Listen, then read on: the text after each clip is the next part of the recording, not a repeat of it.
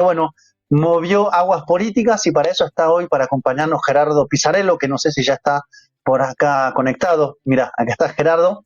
Muchas gracias por estar en Macondo. Estábamos presentando brevemente lo que está por pasar en México, lo que se ha suscitado como polémica alrededor de la no invitación al rey de España y preguntarte, para ir entrando en el análisis, ¿qué impacto ha suscitado esto en España? Antes de tu propia, tal vez como percepción y análisis político, ¿cómo esto se vivió en España? Porque a veces uno en América Latina hasta olvida que hay reyes. Por suerte hace un tiempo acá no tenemos más de esa especie política, pero allá sí tiene peso, tiene un simbolismo. ¿Cómo se vivió, cómo se está viviendo en España el hecho de que, bueno, sencillamente un gobierno de América Latina diga no, no queremos que venga el rey? Bueno, yo la verdad creo que se menospreció bastante lo que significaba la posición del gobierno de México y como pasa, me parece, en otros países, alguien pensó que Claudia Sheinbaum directamente iba a olvidarse de las cartas y de las advertencias del presidente Andrés Manuel López Obrador e iba a comenzar todo de cero, ¿no? Como si no hubiera ocurrido nada. Y lo que pasó es todo lo contrario, ¿no?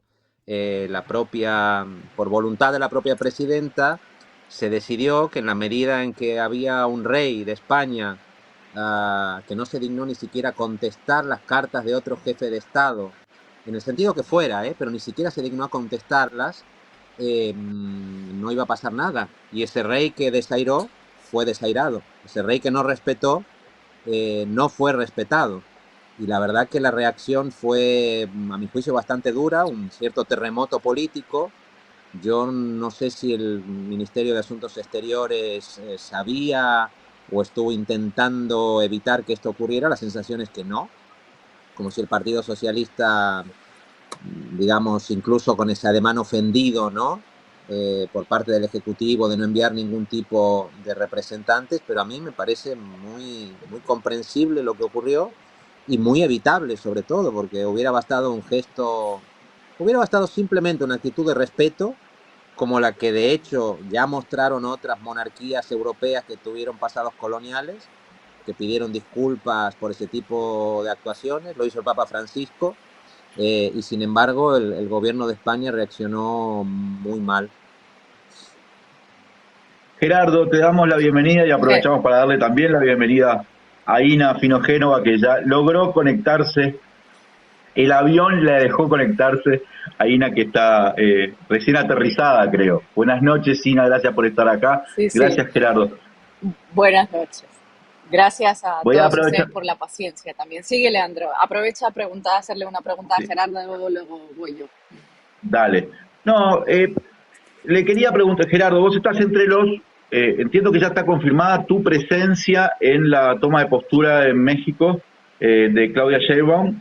Entiendo también que habrá algunos otros dirigentes políticos de la izquierda española. Ada Colau creo que ya está en México.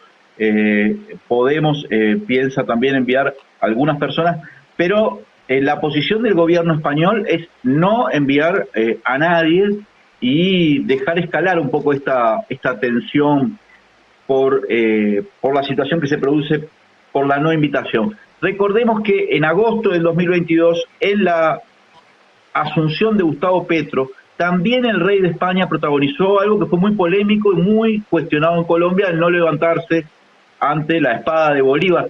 La política exterior de España está siendo muy afectada en América Latina por las posiciones del rey. ¿No te parece eso?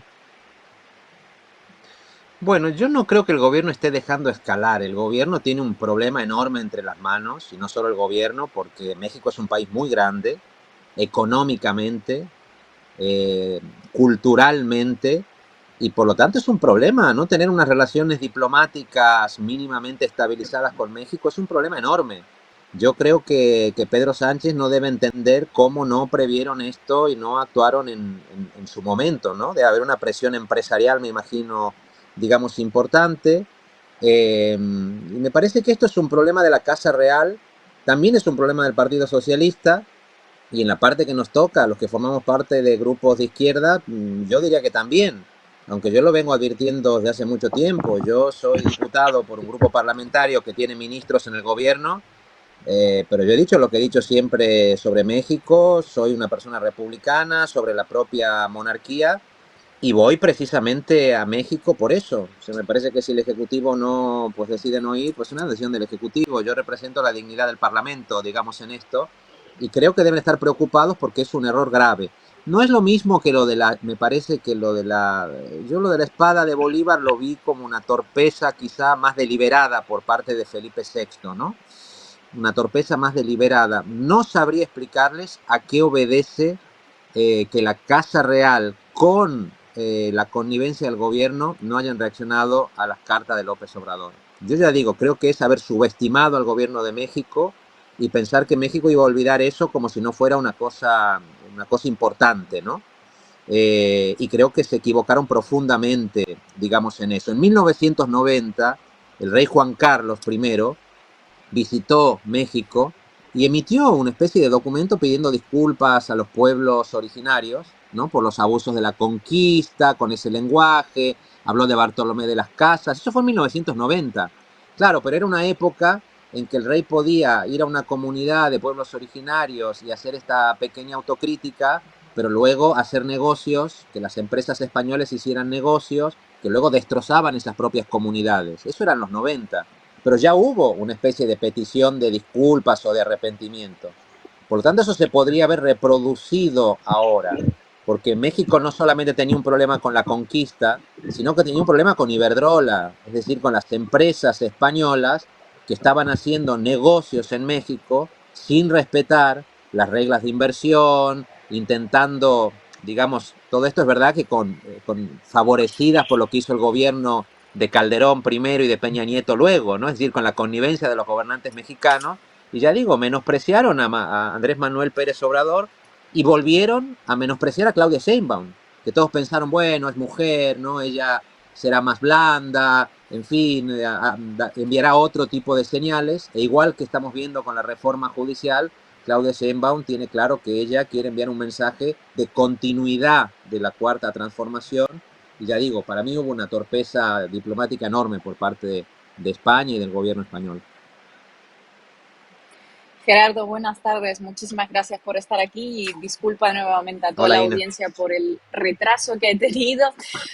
Precisamente estabas hablando de las inversiones, del tema de las empresas. Hay un par de datos, ¿no? En 2023 el banco BBVA, el español, ha tenido unos ingresos récord. Y la mayor parte de esos ingresos procede desde México. El Banco Santander tiene también una presencia importantísima en México, y entonces da la sensación de que las relaciones siguen, pero y que es algo retórico, ¿no? Que es a nivel diplomático, pero más allá de eso no puede haber ninguna consecuencia más allá de la mera invitación o la no invitación. ¿Cómo crees que se puede desarrollar? ¿Cómo crees que se puede resolver ese malentendido? Si España en algún momento puede estar preparada y asumir, pues hacer esa memoria, el ejercicio de memoria histórica, o seguiremos viendo cómo por un lado las empresas seguirán facturando en México y por el otro lado pues el Palacio Real y la Moncloa se harán las ofendidas y dejarán de asistir a ese tipo de eventos. ¿Cómo, qué implicaciones le ves a esta situación en concreto? Lo primero que veo es que, como decía Marcos, como decía Marco, López Obrador es un presidente bastante pragmático, firme pero pragmático, quiero decir. Marco decía un keynesianismo a la mexicana, y eso es verdad, no es un presidente socialista, ¿no? Es un presidente que lo que quiere es que se respete a México, que impulsó nacionalizaciones en algún sector, pero que luego quiere reglas de juego claras en el que las empresas puedan actuar en México, pero bajo condiciones, digamos, dignas para el Estado mexicano, ¿no? Por lo tanto, esos negocios efectivamente continúan, pero con unas reglas que están cambiando. Y los grupos que se vieron perjudicados por eso, yo creo que confiaban en que el Poder Judicial pudiera parar, pudiera detener muchas de las iniciativas de control del gobierno, pudiera revertirlas. Por eso la reforma del Poder Judicial era tan importante para López Obrador. Más allá de la cuestión técnica de fondo, me parece que sí que había un mensaje de que lo que no puede pasar en México es lo que pasó en otros lugares de América Latina, lo que está pasando ahora, donde el Poder Judicial se convierte en el último reducto contramayoritario, ¿no? Que cuando hay mayorías sociales que piden cambios perfectamente constitucionales, sale un Poder Judicial conservador y lo evita. Por tanto, eso se va a mantener, pero habría que ver qué consecuencias tiene. Quiero decir, no va a haber una estampida de inversiones en México, pero yo creo que el debate sobre las reglas que hay que cumplir va a seguir en pie y creo que Claudia Sheinbaum va a ser firme, digamos, en eso, ¿no? Respecto de la cuestión de la conquista en sí, que está muy vinculada a la cuestión económica, no es que haya un debate cultural y un debate económico separado, están muy vinculados, respeten al pueblo mexicano en su historia y en lo que ocurrió desde tiempos de la conquista, y respeten también al Estado mexicano como rector de la economía y como un instrumento, digamos, para imponer reglas y proteger a la ciudadanía. Entonces, ¿qué puede pasar, digamos, aquí? Yo creo que quien tiene que actuar es el poder político. No podemos esperar que la Casa Real, en una monarquía parlamentaria donde no es la Casa Real la responsable de la política exterior, actúe. Es decir, el poder político tiene que enviar una señal clara.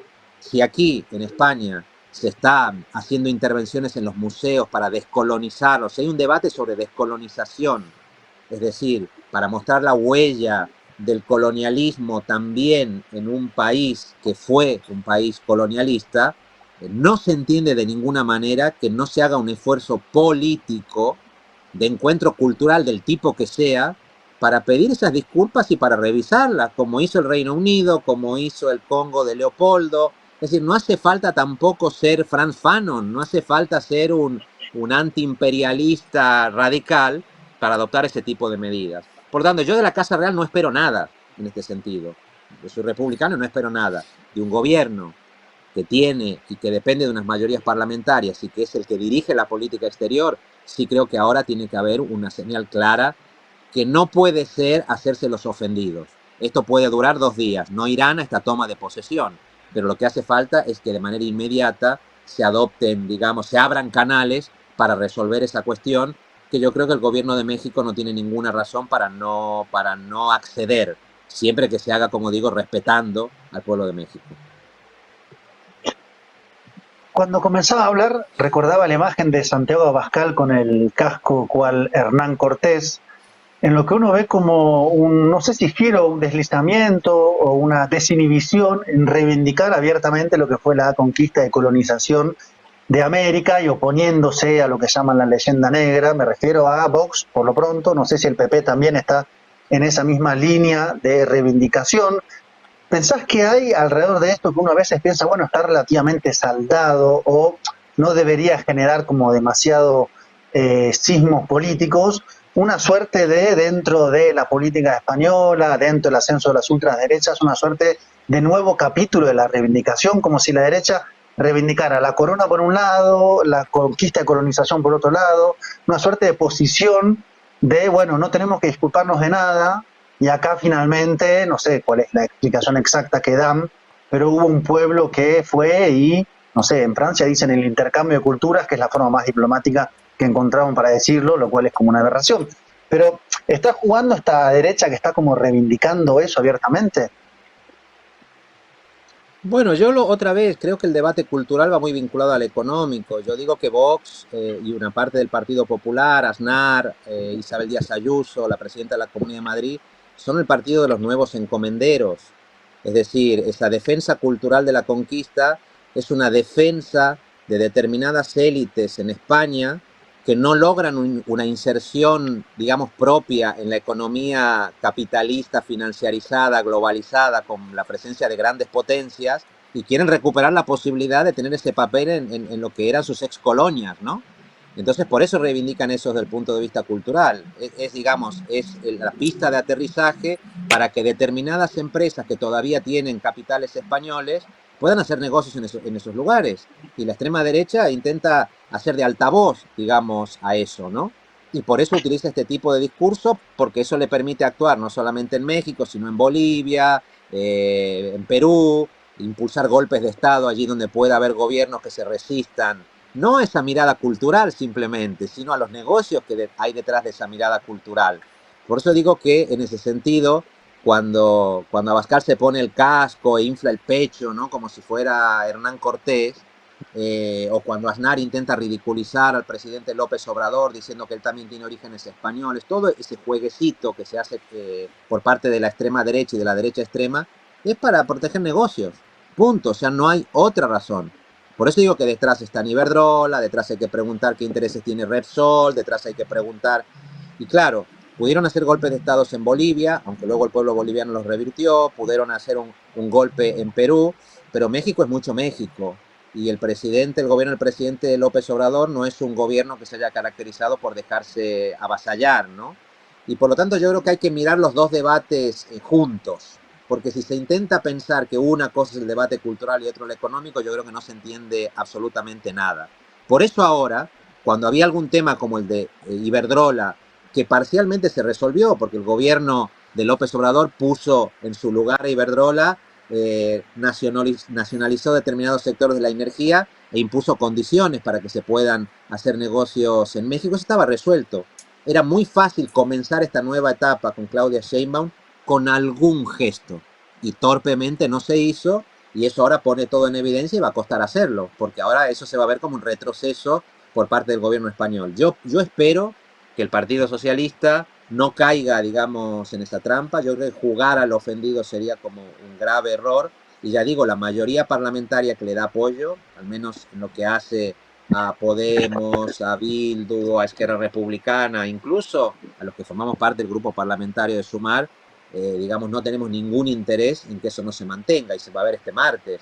Va a haber muchos diputados y diputadas de partidos, algunos de los cuales tienen presencia en el gobierno, y no va a haber ningún ministro. Inexplicable.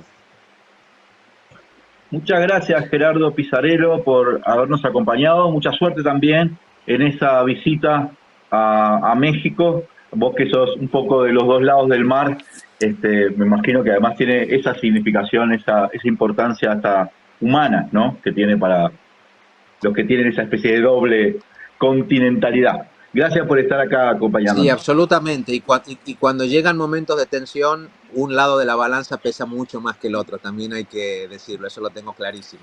Pero bueno, muchísimas gracias. Un placer haber estado con todos ustedes. Gracias. Gerardo. A propósito de lo que estaba comentando Gerardo, es cierto, está anunciada la presencia de diputados de Bildu, también de Ada Colau. También Podemos, creo que ya está confirmada la presencia de Irene Montero. No quiero decir que esté confirmada porque vi algunos trascendidos, pero está claro que Podemos va a mandar una delegación también de alto nivel.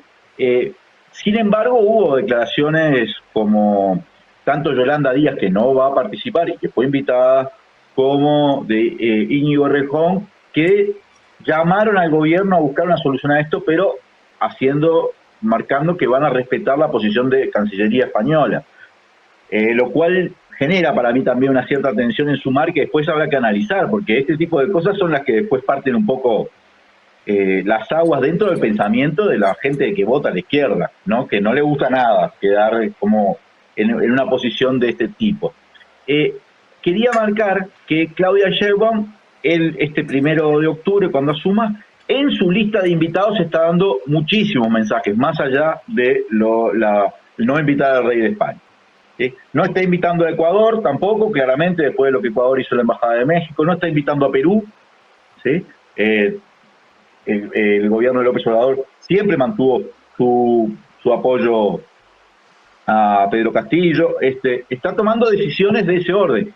No está claro cuál va a ser el nivel de la delegación venezolana, pero hay expectativa en varios países, entre ellos en Colombia, de que puede haber reuniones bilaterales incluso entre, por ejemplo, Gustavo Petro y Nicolás Maduro, por el tema de la situación postelectoral venezolana. O sea que no descartemos la presencia incluso de Nicolás Maduro. Quiero decir porque sería un mensaje también de importancia, pese a que ya sabemos que estamos todavía en el periodo donde no debería asumir hasta enero el próximo presidente de Venezuela, sea quien sea que haya ganado. Pero hay muchos mensajes ahí en un gobierno que termina con un 80% de aprobación.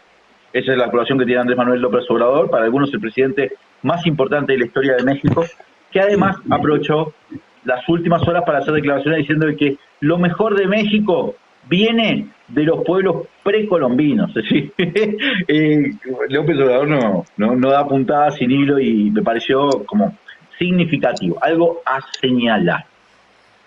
La dejo por ahí. A mí me parece que eso de los mensajes está interesante lo que estás diciendo, obviamente, pero la postura oficial ha sido que están invitando a las delegaciones de todos los países con los que están establecidas, donde tienen misiones oficiales y con las que están establecidas las relaciones diplomáticas, salvo efectivamente Ecuador, que sabemos perfectamente los motivos por los que no los tienen que invitar, y Perú por haber apoyado a Ecuador en todo ese episodio de asalto de la embajada. Eso recuerdo a Claudia Sheinbaum haber dado esa explicación cuando se le acercaron periodistas para preguntarle específicamente por la invitación que le han emitido a Putin, porque claro, ahora todos los medios están remarcando, que sobre todo los medios en España aquí, que no invitan al rey, pero Maduro y Putin están en la lista de invitados. No sé si hasta qué punto es un mensaje político o es más el ejercicio mediático tramposo y manipulador, como siempre, de remarcar a unos que, bueno, a los que les fue remetida la invitación, al igual que a centenares de otras personas, seguramente. Entonces, no se lean lo de los Ina, mensajes. Sí. que con la misma mala intención que los medios españoles buscan mensajes en las invitaciones, yo busco mensajes en las invitaciones al revés, pero Con porque me buena parece lo más intención. significativo. Así que estoy haciendo el trabajo de los medios, pero para el otro lado. Hay 17 o 20 que ya vi mandatarios confirmados, entre ellos casi toda la izquierda de América Latina está confirmada: Díaz-Canel, Lula, Gabriel Boric, Bernardo Arévalo, Gustavo Petro, en fin. Va a ser una asunción de muy alto level, ¿no? Habrá que ver qué pasa. Y bueno, está Marquito Teruggi ahí, que no podemos ignorar su presencia, que a todos le da ese Soy glamour, ese el, glamour necesario. Porque el soy el León no va a delegado de estar. Macondo. No, Milei no va a venir acá. Después del discurso que dio en Naciones Unidas y su foto nueva con Elon Musk, vamos a ver, va a ser importante. La verdad es que es importante lo que pasó con España, el gobierno, el rey, pero en términos de lo que pasa en México es realmente menor, digamos. Este es un proceso que está avanzando en un contexto de un continente muy frágil. De hecho, Lula dijo en Naciones Unidas la década perdida, me parece una imagen fuerte y en gran parte cierta. Y solo para cerrar de mi parte, que hoy se cumplen 10 años de lo, iba a decir, de lo de Ayotzinapa, del asesinato de los 43 normalistas de Ayotzinapa. Hay movilizaciones acá en la Ciudad de México, es una fecha importante, es parte de las cosas que hay que seguir trabajando. Quiero decir, es un sexenio que termina con muchísimos logros y también hay muchas cosas más por seguir avanzando en México, por lo pronto en materia de seguridad, de territorios, etcétera. Y está lo de Ayotzinapa ahí, importante, que hoy están de hecho movilizándose por Ciudad de México, donde hubo otro microcisma, que así se llama acá, lo que en Argentina se llama un terremoto. Acá, como las escalas son tan altas, cuando tiembla un poco es un microcisma. Bueno, con esto vamos a ir cerrando el tema mexicano, nos vamos al corte y volvemos a Bolivia, que hace tiempo que no hablamos de ella y pasan muchas cosas.